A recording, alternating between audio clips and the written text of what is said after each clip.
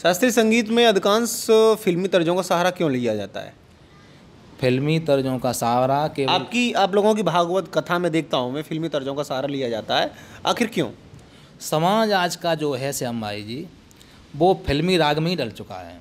जो भी गाना चल रहे हैं फिल्मी, अगर भागवत जो भागवताचार्य हैं, शास्त्रीय लोग हैं, फिल्मी तर्ज में नहीं सुना रहे हैं तो पंडाल में 2-4 लोग सुनने वाले भी कोई नहीं आ रहे हैं। समाज इतना बदल गया है। समाज इतना बदल गया है, कितना भी वेद पुराण की बातें बताओ, कितना भी धर्म ग्रंथ की बातें बताओ, कितने भी समाज सुधार की बातें बताओ, जब तक बाजा में हाथ नहीं फेंकोगे, बाजा में झटका नहीं मारोगे, बाल नहीं हिलाओगे, तब तक कोई सुनने वाला पंडाल में नहीं आता हो। कहीं ना कहीं आपको ऐसा नहीं लगता कि पढ़े लिखे लोग भी इस लाइन में दिलचस्पी रख रहे हैं, उनके लिए भी ऐसा ही, वो भी ऐसा ही सोचते हैं कि हाथ हिलाना ज़रूरी है? देखो, सब तो खैर एक जैसे नहीं हैं। कुछ लोग तो ये लड़कियां और नए नए लड़के हाथ फेंक रहे हैं, इनको पीछे जाके थोड़ी देर सुनते तो हैं, फिर उस पंडाल से हट के पीछे जाके इन सबको गालियां देते हैं, इन सबको बकवास बताते हैं। जो हकीकत सोना है वो सोना ही रहेगा, और जो पीतल है, तांबा है, वो तांबा ही रहेगा।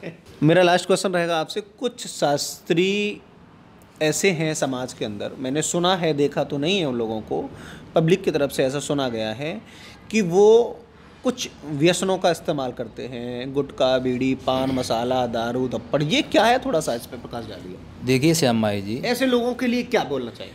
मैं ऐसे लोगों के लिए कह रहा हूँ, मेरी आप सबसे रिक्वेस्ट है, व्यास मंच को आप जब बैठते हैं, आपकी सब दुनिया, सारी पब्लिक आपका सम्मान कर रही है कि शास्त्री जी आ रहे हैं मंच पे, कुछ सुनाएंगे।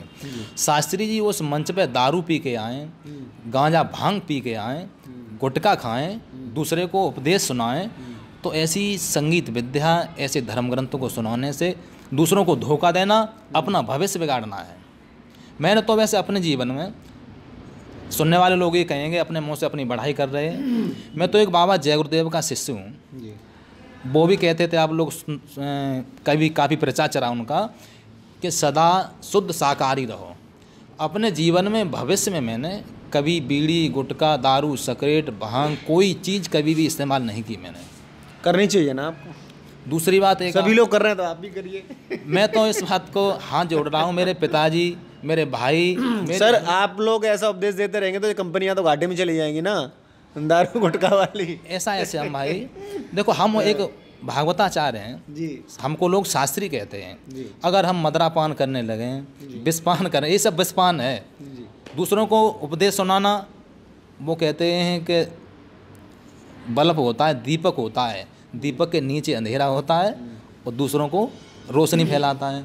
तो ये सब है। देखो, भगवान देखता है, दूसरों को आप भ्रमित करोगे, गुमराह करोगे, तो तुम आगे सामने तुम्हारे कोई न कोई तो भगवान बुरा दिखाएगा तुम्हें।